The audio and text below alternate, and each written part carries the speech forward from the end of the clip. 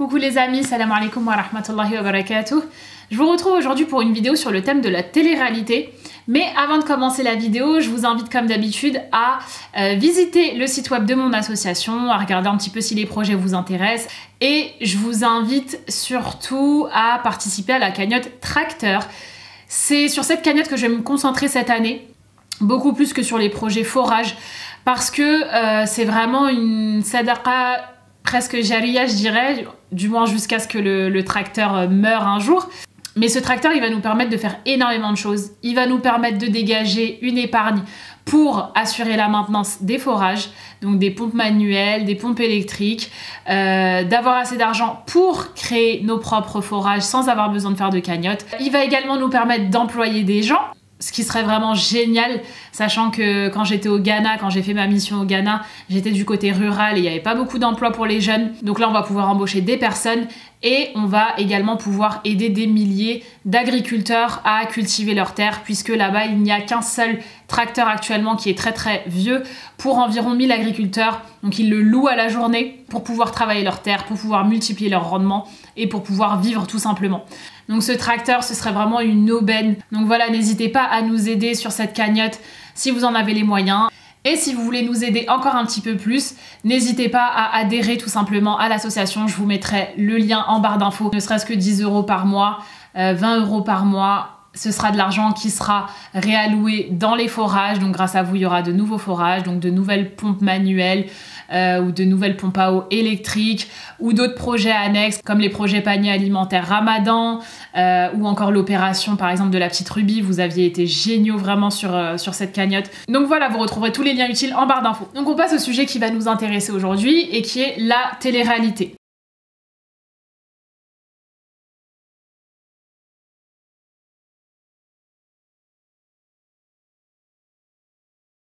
Alors la télé-réalité, pour moi, c'est un réel fléau. C'est le fléau de notre société.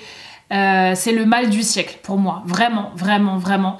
Et j'ai même l'impression que la télé-réalité nous avait passé dans une nouvelle ère. Alors personnellement, avant, j'étais quelqu'un qui regardait la télé-réalité. J'ai complètement arrêté de regarder ce genre de choses il y a peut-être 4-5 ans. Donc ça fait pas si longtemps que ça.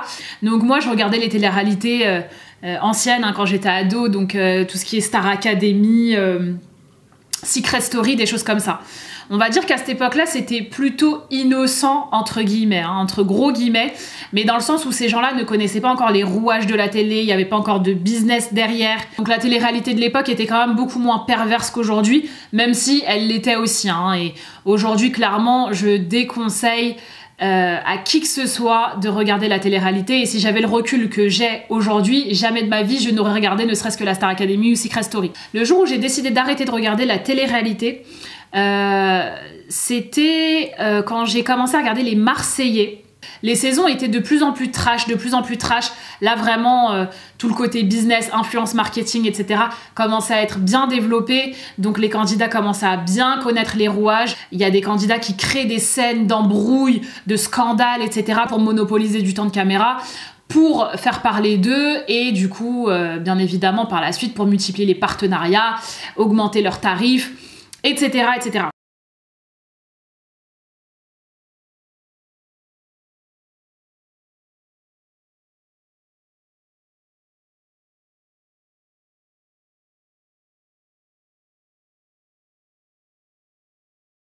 Donc moi, je me suis rendu compte que les saisons étaient de plus en plus trash, mais j'arrivais même pas à comprendre comment des choses pareilles pouvaient être diffusées à une heure de grande écoute, en fait. Pour moi, c'était devenu incroyable et je comprenais pas qu'est-ce que je faisais. Vraiment, ça m'a frappé comme un éclair. Je me suis dit, mais qu'est-ce que je fais en train de regarder ces gens-là? Qu'est-ce que je fais en train de regarder 1 heure ou 30 minutes, je sais plus combien de temps ça durait, de perversion? Pourquoi? Est-ce que j'ai pas mieux à faire? Est-ce que c'est ça ma vie? Non. Donc j'ai pris la décision d'arrêter définitivement. Malheureusement, malgré moi, de temps en temps, je vois des choses circuler sur les réseaux parce qu'aujourd'hui, ces gens-là sont devenus de véritables stars. Avant, ce qu'on appelait stars, c'était des acteurs, c'était des chanteurs. Aujourd'hui, les stars, ce sont les personnes de télé-réalité. Les gens les ont propulsés au devant de la scène et les ont mis sur un piédestal. C'est eux qui monopolisent l'écran. À la télé, il n'y a qu'eux. C'est eux qui monopolisent les réseaux sociaux. Et c'est d'eux dont tout le monde parle.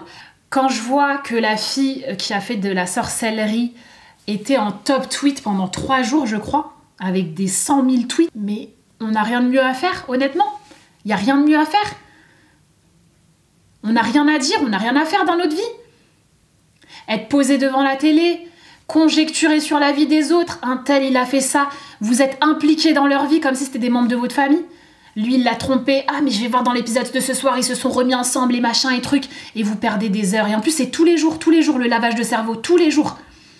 Et ça influe sur vous, et vous prenez les mêmes réflexes qu'eux. Et vous les enviez. Et à la fois vous les aimez alors que vous les connaissez ni d'Ève ni d'Adam. Et vous êtes impliqué dans leur vie, et vous médisez sur eux, alors que eux ne vous connaissent même pas et profitent de leur vraie vie. Et ce qu'il faut comprendre, c'est que c'est nous qui les avons mis au devant de la scène, c'est que c'est nous qui leur avons rempli les poches, c'est que c'est nous qui leur avons donné cet ego démesuré. Quand je dis nous, j'en ai fait partie, j'y ai contribué, puisque dans le passé, je les ai regardés.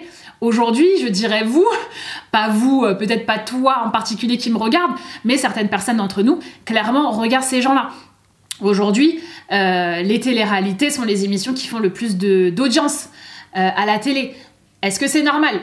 Est-ce que ça en dit pas long sur notre société? Donc maintenant, je vais pointer du doigt particulièrement tous les problèmes dont est à l'origine la télé-réalité. Donc la télé-réalité, c'est une inversion complète des valeurs. Aujourd'hui, on est en train de dire à de jeunes enfants ou de jeunes adolescents ou même de jeunes adultes qu'on n'a pas besoin d'avoir grand-chose dans la tête pour être riche. Qu'on n'a pas besoin de travailler pour être riche, que faire des scandales, des crises de folie, d'hystérie, de jalousie, c'est normal, qu'harceler les plus faibles, c'est normal, que se faire refaire le corps au moindre complexe, c'est normal, accepter que son conjoint trompe, c'est devenu totalement normal, puisque dans la télé-réalité, elles le font, et puis ensuite leurs couples sont mis sur un piédestal. « Oh, vous êtes trop beau, vous êtes trop mignon, t'as trop bien fait de lui pardonner, machin et tout, c'est la famille parfaite. »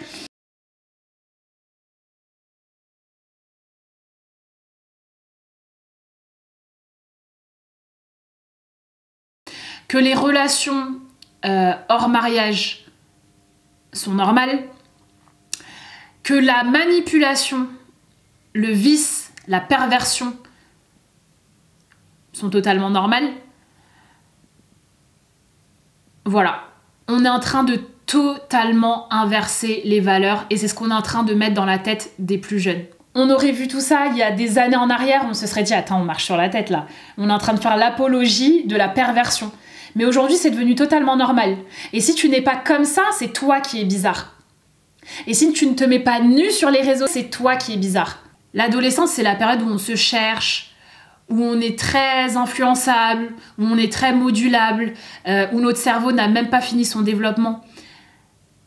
Et quand je vois que ces ados-là regardent des émissions comme les Marseillais, je n'arrive même pas à comprendre comment ils pourraient devenir des adultes fonctionnels. Pour moi, c'est impossible. Et d'ailleurs, on le voit dans la rue. Aujourd'hui, on voit des petites qui ont 11-12 ans, les sourcils épilés, brushing, maquillage, moulé. Aujourd'hui, l'influence qu'on voit, c'est surtout au niveau de la chirurgie esthétique. La chirurgie esthétique, c'est devenu une base. Elles vont se faire refaire en Tunisie, elles affichent ça sur les réseaux sociaux, elles affichent le avant, le après. J'ai vu qu'elles faisaient même des concours pour faire remporter des chirurgies esthétiques. Donc c'est devenu totalement banal. Les petites aujourd'hui, elles voient que t'as un complexe, tu passes sur la table d'opération. Et puis, est-ce qu'on entend parler des risques de la chirurgie esthétique? Jamais. Jamais. C'est même plus un truc qui est abordé en fait. Il n'y a même plus de disclaimer, il y a même plus quoi que ce soit. Alors qu'il n'y a pas très longtemps, il y a une influenceuse qui est décédée parce qu'elle a voulu se refaire les fesses, il me semble.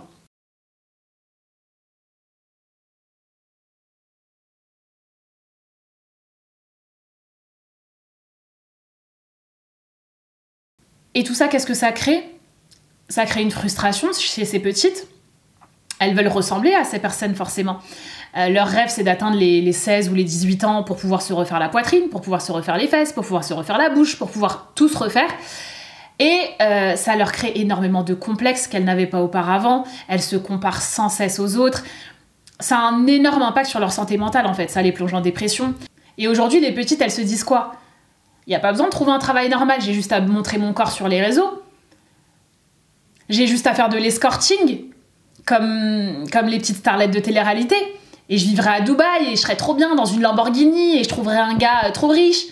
À l'école, ça facilite le harcèlement parce qu'on reproduit ce qu'on a vu à la télé. Ça influe aussi sur les résultats scolaires des plus jeunes. Les résultats scolaires de ceux qui suivent beaucoup la télé-réalité sont en chute libre. Et puis ça se ressort même dans le vocabulaire des enfants, leur manière de parler. Ils sont de plus en plus grossiers, de plus en plus incultes. Nous, quand on était petits, on rentrait de l'école, on avait hâte de regarder Fred et Jamy. Aujourd'hui, ils rentrent, ils ont hâte de regarder les Marseillais. Quand vous regardez les vidéos archives INA, vous regardez le niveau de langage, l'élocution des adolescents de l'époque, mais il y a une galaxie entre eux et nous. On est devenu une génération abrutie, débile, ras des pâquerettes, avilie, dégénérée. En couple, ça facilite les embrouilles parce qu'on reproduit ce qu'on a vu à la télé. En fait, même si vous pensez que vous regardez ces choses-là pour rire, insidieusement, ça s'ingère dans votre vie, ça s'ingère dans votre mental et ça crée des réflexes en vous, en fait. Donc vous allez chercher la moindre petite embrouille, vous allez pouvoir reproduire vos petites scènes de télé-réalité à la maison. Et c'est vraiment, comme je vous ai dit la dernière fois sur Instagram, c'est du pain et des jeux pour le peuple. Du pain et des jeux pour le peuple. Comme ça, on pourra mieux les manipuler. Ah, télé-réalité, ma star préférée, ma chirurgie esthétique, mon apparence. Et nous, on peut faire ce qu'on veut d'eux. Quand je dis nous, je parle des élites, des gouvernements.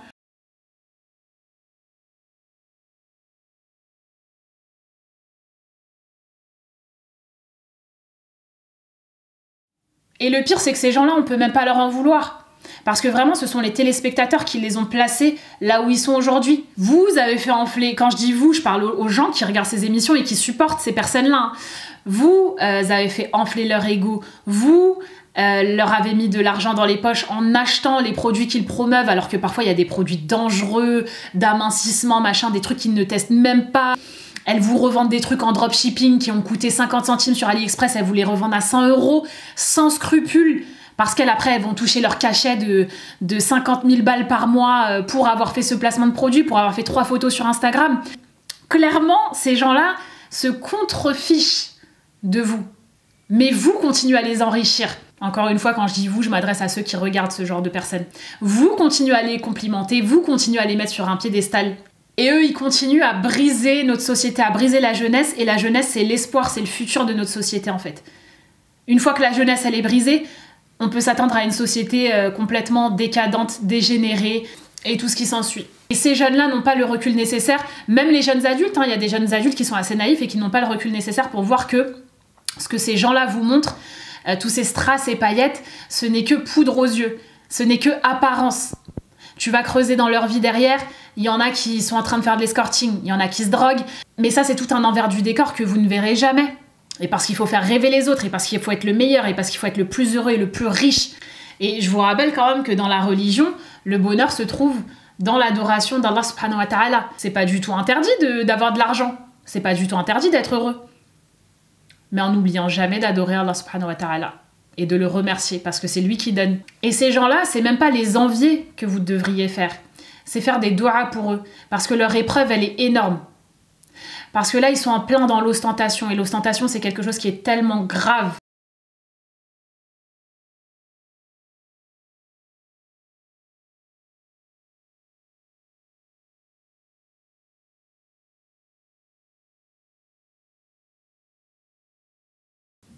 Et même tout cet argent, avoir autant d'argent, c'est une épreuve qui est énorme aussi.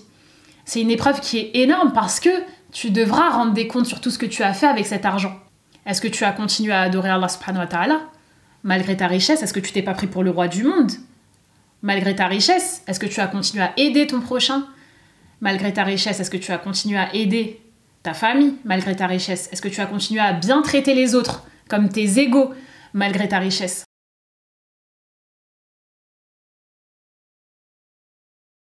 Et ça, c'est une épreuve énorme. Et le pire, c'est qu'il n'y a pas que leurs péchés à eux. Il y a les péchés des autres qu'ils ont influencés à faire de la chirurgie esthétique, à se montrer sur les réseaux sociaux, à faire de l'escorting, à prendre de la drogue, à se tromper les uns les autres, à se manipuler, à se harceler. Tous les gens qu'ils ont influencés vers ces chemins-là, c'est des péchés en plus sur leurs épaules à eux qu'ils devront assumer. Il faudrait même plutôt faire des doigts pour eux. Donc je vous demande une chose aujourd'hui, c'est d'arrêter net de regarder toutes ces bêtises. Ça vous mènera nulle part, je vous le promets. Ça vous servira à rien dans la vie d'ici-bas et ça vous servira encore moins dans l'au-delà. Et je finirai en vous lisant un verset de Surat Al-Kahf, le verset 28, qui résume très bien la situation, je trouve, et qui dit « Fais preuve de patience en restant avec ceux qui invoquent leur Seigneur matin et soir désirant sa face, et que tes yeux ne se détachent point d'eux en cherchant le faux brillant de la vie sur terre, et n'obéis pas à celui dont nous avons rendu le cœur inattentif à notre rappel, qui poursuit sa passion et dont le comportement est tout rancier. » Vous avez un tafsir, une explication de Surat Al-Kahf par l'imam Vincent Souleyman qui est très bien, qui est en 4 épisodes je crois. Je vous mettrai ça dans le petit et que je vous conseille vraiment de regarder et qui concerne le sujet principal de Surat Al-Kahf à côté duquel on passe tous les vendredis, c'est le matérialisme. Allah dans cette sourate, il nous avertit des dangers du matérialisme. Et là dans cette société, on est en plein dedans. On est en plein dedans. Mais il ne faut pas oublier que là où il y a les plus hauts taux de suicide, c'est dans les pays développés, dans les pays les plus riches. Alors raccrochez-vous à vos valeurs, raccrochez-vous à votre religion, raccrochez-vous à Allah subhanahu wa ta'ala. C'est là que vous trouverez votre bonheur, c'est là que vous trouverez votre délivrance, c'est là que vous trouverez votre vrai but dans la vie, c'est là que vous trouverez votre sérénité. Voilà, c'est tout pour la vidéo d'aujourd'hui. N'hésitez pas à partager cette vidéo si vous la pensez utile. N'oubliez pas de checker la cagnotte Tracteur. Vraiment, j'ai besoin de vous. Les Ghanéens ont besoin de vous. Et en ce mois de Sha'ban, bientôt Ramadan, n'hésitez pas à donner. Et n'hésitez pas à adhérer à l'association si vous voulez donner mensuellement. Je vous fais de gros bisous et je vous retrouve, Inch'Allah, bientôt pour une nouvelle vidéo. Mouah.